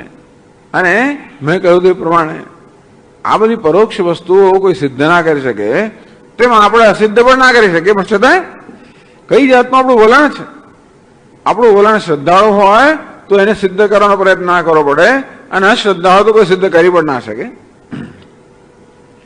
વિષ્ણુ મૂર્તિપદેશો હિ ન મીમાંસા અપેક્ષતે. તો આ પ્રકારે ભગવાન છે, ચતુર્ભુજ છે, અને મને કોઈ વિચારની જરૂર નથી ને. સકૃત આપતો ઉપદેશ છે ને, બસ એક વાર આપનો ઉપદેશ થાય તો જેમ આપણે પરોક્ષ જ્ઞાન જન્મે છે. એટલે પરોક્ષ જ્ઞાન જન્મવામાં વિચારની જરૂર નથી. ન મીમાંસા અપેક્ષતે. કેવી રીતે હોય એવું પ્રશ્ન ત્યાં જન્મતો નથી. તો પરોક્ષ જ્ઞાન માટે કોઈ મીમાંસા વિચાર.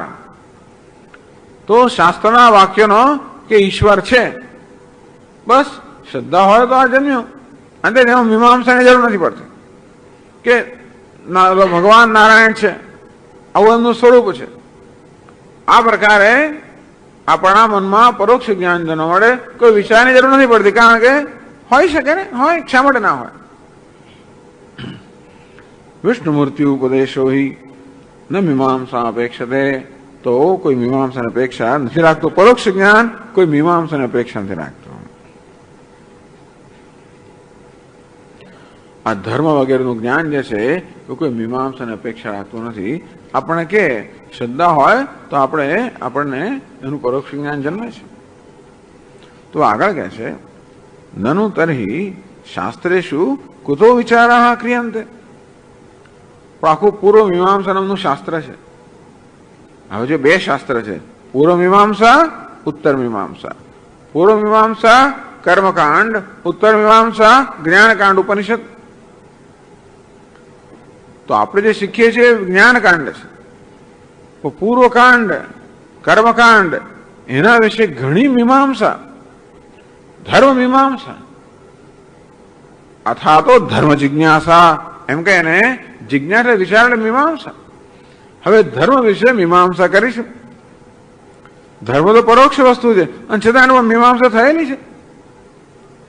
આપ કહો છો કે પરોક્ષ જ્ઞાન જન્મવા માટે કોઈ મીમાંસાની વિચારની જરૂર નથી, પિષ્ટ પેષણની જરૂર નથી, ચિંતાની જરૂર નથી. શાસ્ત્રના વાક્યોને આપણે જાણવાની જરૂર નથી. અંતો નનુ તર્હિ શાસ્ત્રેષુ કુતો વિચારઃ ક્રિયન્તે. તો બધા શાસ્ત્રોમાં કેમ વિચારો કરવામાં આવે છે? તંત્ર શાસ્ત્રો, બધા શાસ્ત્રો છે એ દરેકની અંદર બધા બહુ સૂત્રો બહુ છે, બધું ચિંતન એ કેમ કરવામાં આવે છે? ઇતિહાસંખ્ય એ વિચાર બ્રહ્મ વિચાર કરતા જુદો, પણ વિચાર જુદા જુદા પ્રકારનો એ પણ સ્પષ્ટ કરવાની જરૂર છે અને એટલા માટે આ ચર્ચા કરવામાં આવે છે. આપણને તો બ્રહ્મના અપરોક્ષ જ્ઞાનમાં રસ છે અને બ્રહ્મના અપરોક્ષ જ્ઞાનનું સ્વરૂપ જાણવું છે અને બ્રહ્મના પરોક્ષ જ્ઞાનનું સ્વરૂપ જાણવું છે અને બ્રહ્મનું પરોક્ષ જ્ઞાન અપરોક્ષ કેમ બને એ જાણવું છે. એમાં આ બધી ચર્ચા પણ એ વિચારની અપેક્ષા રાખે છે. વિચાર પણ જુદા જુદા પ્રકારના છે.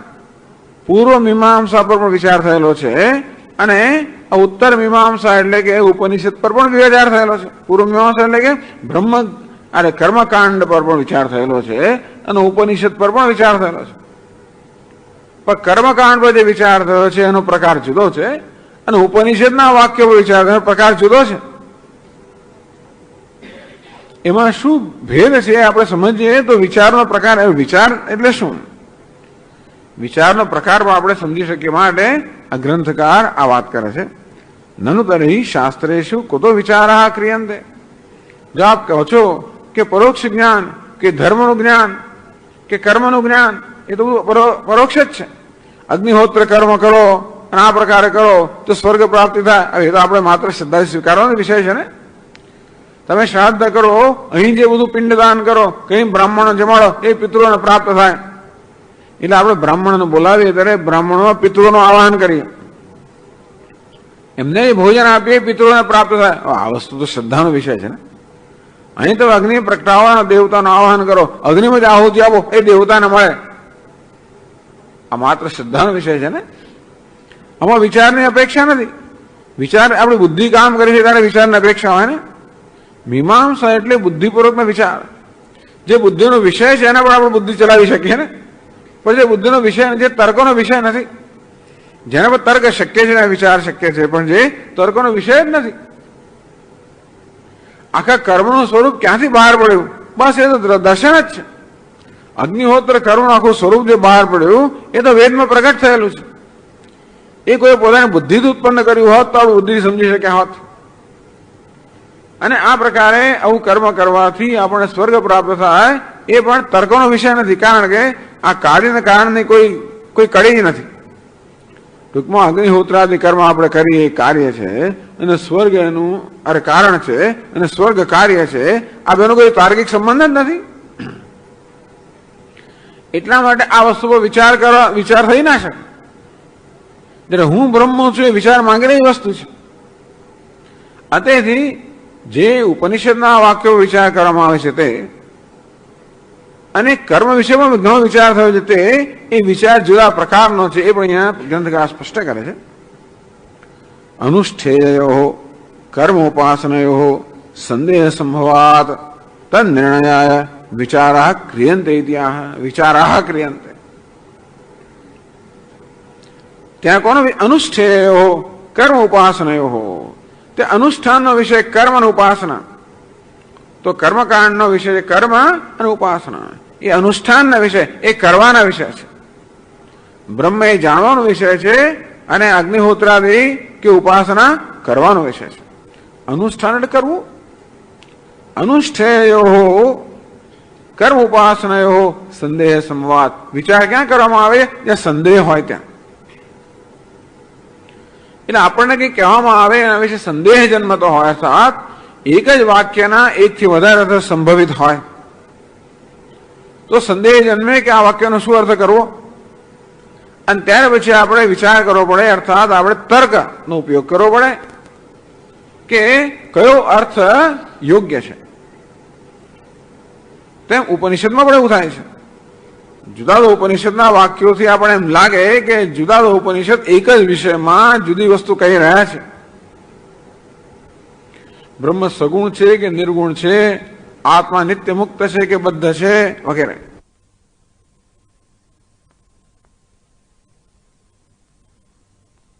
તો આજે તો પછી આ વાક્યોના અર્થનો નિર્ણય કરવા માટે વિચાર કરવો પડે. મીમાંસા કરવી પડે. એટલે કે આપણે તર્કથી એને તર્કની પણ પદ્ધતિ છે. મીમાંસા એટલે જે પદ્ધતિ એક પદ્ધતિ વિકસાવવામાં આવી છે એ પદ્ધતિથી આ વાક્ય પર આપણે વિચાર કરવો પડે અને ત્યાર પછી આપણો સંદેહ જે છે ને એ સંદેહ દૂર થાય. એટલે સંદેહ હોય ત્યાં આગળ વિચારની આવશ્યકતા છે. તો જ્ઞાન કાંડમાં બ્રહ્મ વિશે સંદેહ હોય, આત્મા વિશે સંદેહ હોય, આથી એ બધા સંદેહોનું નિવારણ કરવાનો વિચાર કરવામાં આવે. બ્રહ્મ જ્ઞાનનો વિષય છે. જ્યારે કર્મકાંડમાં પણ કર્મ વિશે સંદેહ હોઈ શકે. અગ્નિહોત્ર કર્મ કેમ કરવું એવો સંદેહ હોઈ શકે. અને માટે અગ્નિહોત્ર સ્વરૂપનો નિર્ણય કરવા માટે અનુષ્ઠેય વિષય અર્થાત જે કરવાનું છે એનો વિષય અગ્નિહોત્રાદિ કર્મ કે ઉપાસનાઓ સંદેહ સંભવાત ત્યાં સંદેહની સંભાવના હોવાના કારણે તદ નિર્ણય એનો સ્વરૂપનો નિર્ણય કરવા માટે કે આ કર્મ કેમ કરવું જોઈએ વિચારા ક્રિયંતે એટલો વિચાર કરવામાં આવે છે. એવું 26મા શ્લોકમાં કહે છે કર્મોપાસ્તિ વિચાર્યેતે અનુષ્ઠેયા વિનિર્ણયાદ બહુશાખા વિપ્રકીર્ણમ નિર્ણેતુમ કઃ પ્રભુર્નરઃ.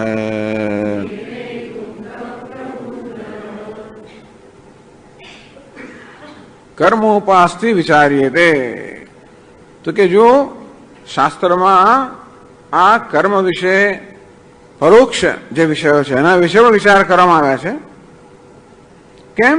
કર્મ ઉપાસ્તિ વિચાર્યેતે આ કર્મના સ્વરૂપ વિશે ઉપાસનાના સ્વરૂપ વિશે વિચાર કરવામાં આવે છે.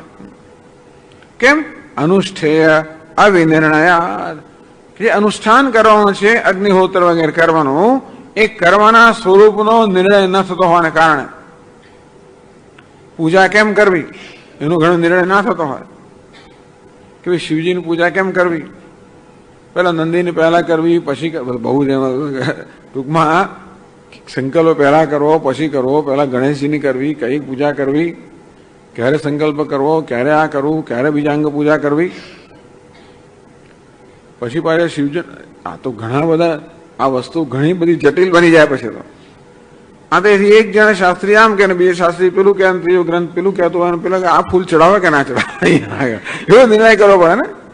શિવજીને પેલું ફૂલ ચડાવે કે નહીં, પછી બેલ્વપત્ર સીધું મૂકવાનું, ઊંધું મૂકવાનું, વાળું મૂકવાનું, આ બધી વસ્તુમાં એ તમે આપ એક જણ આમ કરતા જો બીજા બીજું કરતા જુઓ તો એક ચોપડીમાં આમ લખ્યું બીજું ચોપડી બીજું લખ્યું હોય.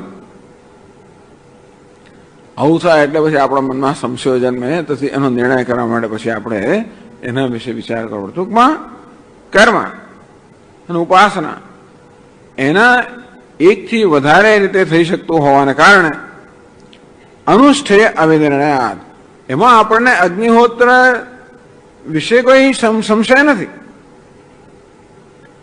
પરંતુ અગ્નિહોત્ર જે કર્મ કરવાનું છે, કર્મ કરવાનો જે પ્રકાર છે, પદ્ધતિ, એને ઇતિ કર્તવ્યતા કે કઈ રીતે કરવું એનો નિર્ણય કરવા માટે જો એમાં સંદેહ હોય તો, સંદેહ હોય એવો નિયમ નથી, એમાં સંદેહ હોય તો આપણે નિર્ણય ના કરી શકીએ. માટે એ સંદેહોનું નિવારણ કરવા માટે વિચાર કરવાની આવશ્યકતા છે. પણ સંદેહ કેમ જન્મે? સંદેહ સંભવ ઉપપાદયતી. શા માટે આપણને કર્મના વિષયમાં સંદેહ જન્મવો જોઈએ? અગ્નિહોત્ર કર્મનું વર્ણન કરવામાં આવે એમાં સંદેહ શા માટે જન્મવો જોઈએ? ના જન્મવો જોઈએ. કહે છે બહુ શાખા વિપ્રકીર્ણમ. વેદની પણ ઘણી શાખાઓ છે. એક તો 4 વેદ છે, ઋગ્વેદ, યજુર્વેદ, સામવેદ, અથર્વવેદ. એમાં એવી શાખાઓ હોય. સામવેદની 1000 શાખાઓ હોય, યજુર્વેદની કેટલી શાખાઓ, દરેકની શાખાઓ હોય બધી. તો યજુર્વેદની જુદી જુદી શાખાઓમાં એક જ કર્મનું વર્ણન આપણે જુદી રીતે પ્રાપ્ત થાય પડે. એક જ કર્મ વિશે આપણને કદાચ જુદું જુદો ત્યાં નિર્ણય મળે. ઉદિતે જુહોતી, અનુદિતે જુહોતી. ક્યારેક એમ કહેવામાં આવે કે સૂર્યના ઉદય થયા પછી આ કર્મ કરવું જોઈએ, ક્યાંક કહેવામાં આવે કે સૂર્યના ઉદય પહેલા કર્મ કરવું જોઈએ. તો આપણે ક્યારે કરવાનું? એ બહુ શાખા આવી પ્રકીર્ણમ. તો એક જ કર્મ જે છે એ ઘણી બધી શાખાઓમાં વહેંચાયેલું છે. અનેકાસુ શાખાસુ તત્ર તત્ર ચોદિદમ કર્મ ઉપાસનમ વા નિર્ણયતુમ કઃ પ્રભુર્નરઃ.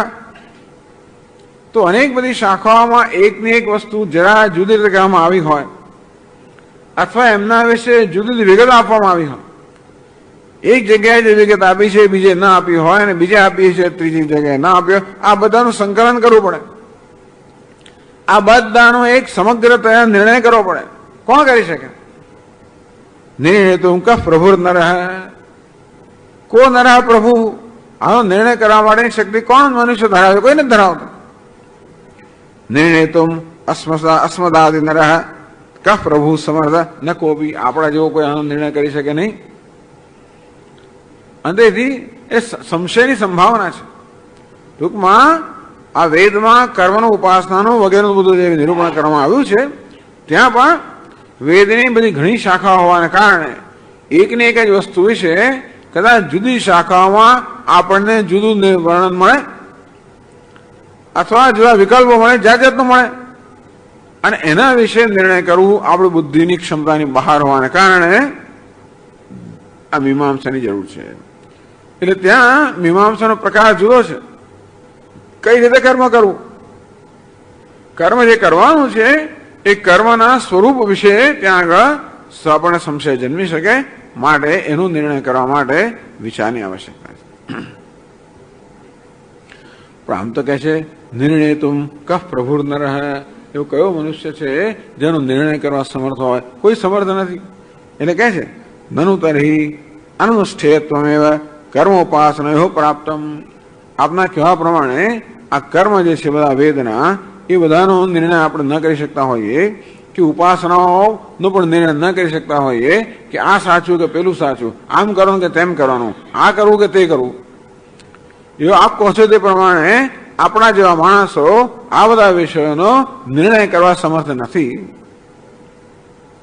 એનો અર્થ એ થયો કે આપણે વૈદિક કર્મ કરી જ ના શકીએ કે ઉપાસનાનું અનુષ્ઠાન કરી જ ના શકીએ. નિર્ણય થયા પેલા કરી કેવી રીતે? પેલા મનમાં નિર્ણય થવો જોઈએ ને કે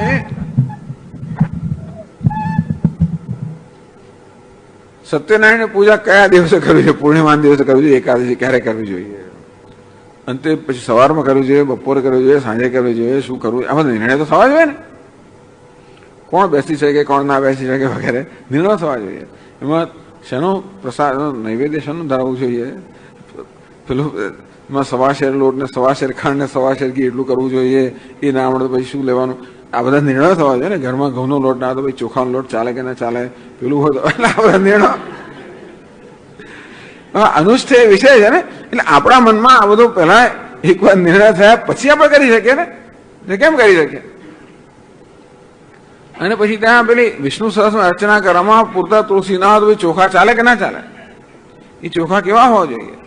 એ પછી હળદરવા હોવા જોઈએ, એમને સફેદ હોય છે. તલ ચાલે, પછી અમુક દેવને ચોખા ના ચાલે, એમને તલ ચડાવવા પડે ના, એવું તો છે. આ બધા નિર્ણયો ટૂંકમાં ન થાય ત્યાં આપણે આગળ વધી કેમ શકીએ? એટલે આપ કહો છો તે પ્રમાણે વેદની ઘણી શાખાઓ છે, એને કારણે કર્મના સ્વરૂપ વિશે આપણે સંદેહ જન્મે, અને આપણા જેવા લોકો એ સંદેહનું નિવારણ ન કરી શકતા હોય તો આપણો નિશ્ચય ના જન્મે. જો નિશ્ચય ના જન્મે તો એ કર્મ અનુષ્ઠાન થઈ જ ના શકે. એનો અર્થ એ થયો કે વેદમાં કહેલા કર્મ અને ઉપાસના અનુષ્ઠાન કરી જ ના શકે. એટલે 27મા શ્લોકમાં કહે છે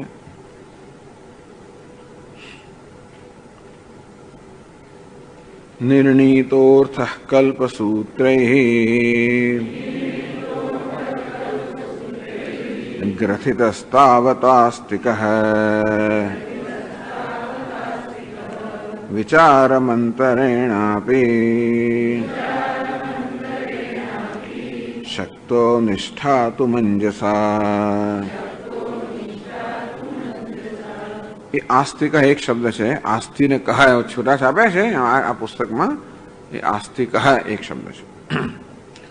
નિર્ણિત અર્થ કલ્પસૂત્રૈઃ ગ્રથિત તાવત તાવતા આસ્તિક વિચારમ અંતરેણાપી શક્ત અનુષ્ઠાતો મંજસા.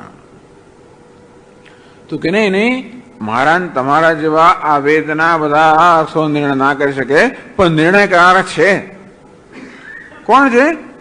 જૈમિન્યાદિ પૂર્વાચાર્ય નિશ્ચિત અર્થ. તો ઋષિ મુનિઓ કરી શકે.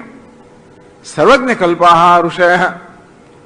આ ઋષિઓ છે જેને આપણે સર્વજ્ઞ માનીએ, સર્વજ્ઞ સમાન માનીએ છીએ. આથી આ બધા જટિલ પ્રશ્નો નિર્ણય, કારણ કે એક શાખામાં એક કહેવામાં આવ્યું હોય, બીજી શાખામાં જરા જુદું કહેવામાં આવ્યું હોય, અંતો પછી એનો નિર્ણય કરવા માટે માત્ર શબ્દોથી આગળ જોઈ શકનારા હોય ઋષિ. આ શબ્દો જ્યાંથી બહાર પડ્યા છે ને ત્યાં પહોંચી શકનારા હોય તો જ આપણે શબ્દો નિર્ણય કરી શકીએ.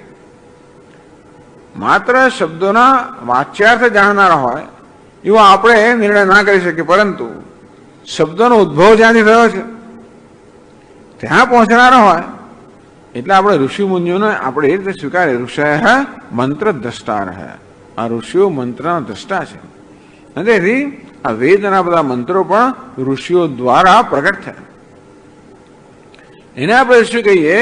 જેણે મહાન તપશ્ચર્યા કરીને પોતાના અંતઃકરણને શુદ્ધ બનાવ્યો છે, અત્યંત સૂક્ષ્મ બનાવ્યો છે.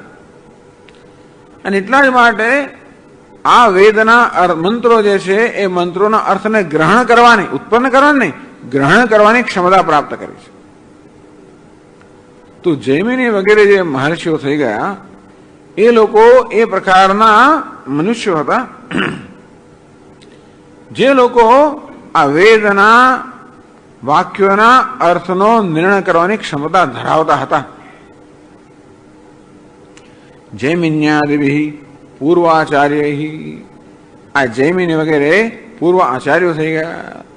જૈમિની ઋષિ તો સૂત્રોની રચના કરી. એ સૂત્રોનો અર્થ કોણ સમજી શકે? પાછો જેમ કે વેદાંતમાં વેદાંત શાસ્ત્ર બાદરાયણે બ્રહ્મસૂત્રની રચના કરી. એ વેદાંત શાસ્ત્ર એ કોણ સમજે? એને માટે ભાષ્યકાર જોઈએ, સૂત્રકાર હોય, ભાષ્યકાર જોઈએ.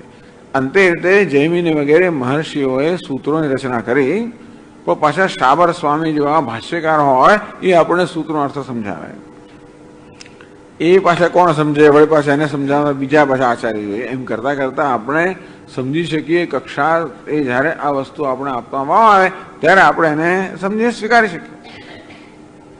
પણ જૈમિન્યાદિ પૂર્વાચાર્ય, જૈમિની વગેરે પૂર્વ આચાર્યોએ આ બધા કર્મ વિશેનો જે સ્વરૂપ છે કે કર્મ કેવું કે કરવાનું અને આખું જે ઇતિ કર્તવ્યતા છે કેમ કરવા, બધાનો નિર્ણય એમણે કરેલો છે શાસ્ત્રના આધારે. અને એને માટે એમણે પૂરતો જે તર્ક છે એ બધો આપેલો છે.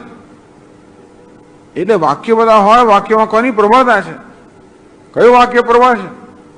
એક જગ્યાએ એક વિષય એક કર્મ વિશે કહેવામાં આવ્યું હોય, બીજા જગ્યાએ એક કર્મ વિશે કંઈ બીજું કહેવામાં આવે, એનું કારણ શું છે? ખરેખર આ બંને વાક્ય એકબીજાનો વિરોધ કરી રહ્યા છે કે કર્મ છે બીજી વસ્તુ જણાવી રહ્યા છે? ક્યાં તો એમ માનવામાં આવે કે એક જ કર્મ વિશે બે જુદા વાક્યો એકબીજાનો વિરોધ કરી રહ્યા છે, અથવા તો કદાચ બે વાક્યો એ જ કર્મ વિશે જુદા પાસા દર્શાવી રહ્યા છે. અને તો આ રીતે બધા વાક્યોનો અર્થ, કોઈ વાક્ય એમ નહીં કે ખોટું છે એવું નહીં. જૈમિન વગેરે મહર્ષિઓએ બધા વેદના વાક્યોનો અર્થ સમજાવ્યો. એ બધાનો એમણે બરાબર સમન્વય કર્યો. તત્વ સમન્વયાત. અને તેથી આપણે કદાચ એ બધા વાક્યો વાંચીએ તો આપણને એમનો વિરોધ જણાય, પણ એ જણાતો વિરોધ ખરેખર વિરોધ નથી, પરંતુ એ વાક્યો આપણને કે જુદું કહી રહ્યા છે. બીજી જગ્યાએ એનું એ વિષયમાં બીજું વાક્ય હોય તો કદાચ આપણે જુદું પાસું સમજાવી રહ્યા છે, જુદા સંજોગો કહી રહ્યા છે વગેરે. એમ કરીને શ્રુતિ, લિંગ આ બધા એમણે આખી પદ્ધતિ વિકસાવી. આ વેદના વાક્યોનો અર્થનો નિર્ણય કરવા માટે આખી પદ્ધતિ વિકસાવી. અને એ રીતે વેદના બધા વાક્યોનો નિર્ણય કરીને આ બધા કર્મના સ્વરૂપનો નિર્ણય કરવામાં આવ્યો. જૈમિની વગેરે મહર્ષિઓ કરેલું છે. એમ કરીને આ બધા કર્મનું સ્વરૂપ, આ કર્મ કેમ કરવું, આ બધાનો એ લોકોએ નિર્ણય કરેલો છે. નિર્ણિત અર્થ કલ્પસૂત્ર ગ્રથિત.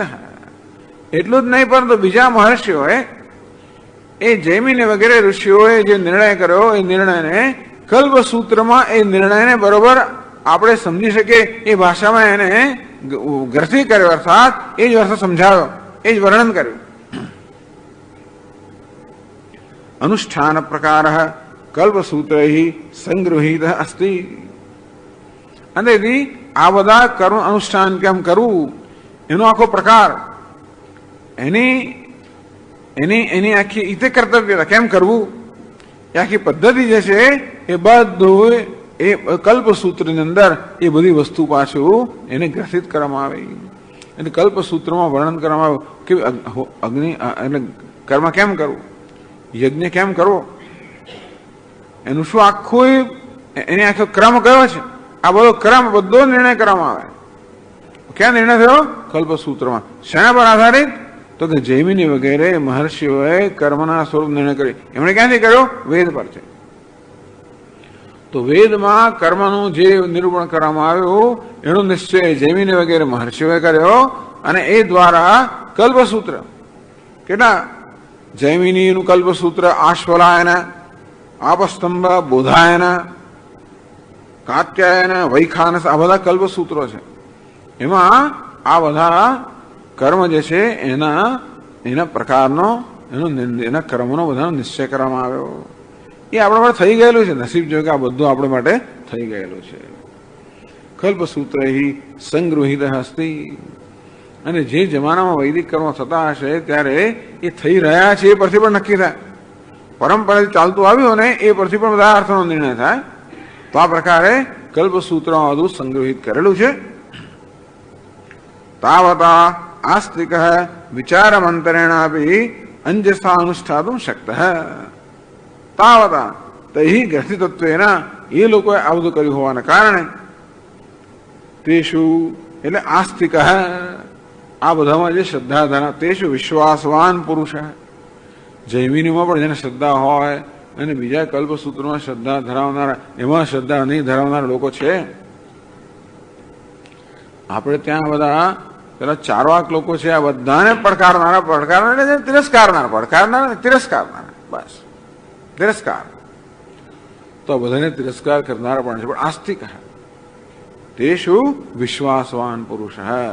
કે શા માટે વેદ કે શા માટે આ ઋષિમુનિઓ આપણા અહિતની વસ્તુ શા માટે કરે, આપણે શા માટે ગેરમાર્ગે દોરે, એ આપણા હિતની જ વાત કરતા હોય એ પ્રકાર વિશ્વાસવાન આસ્તિક. વિચારમ અંતરેણાપી વિચારમ વિનાપી પોતાના વિચાર વગર કે ત્રણ આચમી તો બરાબર છે, એક આચમી તો બરાબર છે, આમ આપવું છે, પાંદડા મૂકવું, આ વાપરવું, આ નૈવેદ્ય ધરવું, દેવી ના ગમે, પછી ગણપતિ ના ગમે, પેલા બરાબર છે. એમાં ભાઈ એમને મોદક કેમ વિચાર જેને કર્યો છે એને કર્યો હશે. દેવીને પાયસમ પ્રેમનો પાયસમ કેમ કહેવાય? બસ. અને તેથી જાજો વિચાર નહીં. ભાઈ રણછોડજીના મંદિરમાં તો મગજનો જ પ્રસાદ હોય, બરાબર છે. એમાં આપણે તો મગજ જો આપણે ત્યાં નજર કરીએ કે તો રણછોડજીનું મંદિર. કળી લાડો જો પછી આપણે તિરુપતિ તરફ નજર કરીએ. તું કે ઠોર જોઈતો હોય તો પછી શ્રીનાથજી નજર કરીએ. જે હોય તે ટૂંકમાં કહેવાનો ભાવ થાય છે કે કઈ વસ્તુ આપણે જોઈએ છીએ આપણે માની છે. વિચાર મંતરેણ આપે એટલે આપણે કોઈ વિચારની જરૂર નથી પડતી હોતી. તેષુ વિશ્વાસવાન પુરુષ વિચારમ વિના વિચાર મંત્રણ આપી. વિચાર એટલે પોતાના વિચાર કર્યા વગર વિચારની ક્ષમતા ધરાવતા ના હોય છતાં પણ અંજસા અનુષ્ઠાતમ શક્નોતિ. અંજસા એટલે કોઈ પ્રકારના સંશય વગર સરળતાથી અનુષ્ઠાતમ સમ્યક સારી રીતે અનુષ્ઠાતમ શક્નોતિ એવા જરૂર એનું અનુષ્ઠાન કરી શકે છે. એટલે કે આપણે આ બધા કર્મ વગેરેનું અનુષ્ઠાન કરી શકીએ એ માટે જે પ્રકારના વિચારની આવશ્યકતા છે એ વિચાર થઈ ગયો હોવાને કારણે આસ્તિક મનુષ્ય વિચાર કર્યા વગર પરોક્ષ જ્ઞાનથી પણ આ બધા કર્મનું અનુષ્ઠાન કરી શકે છે.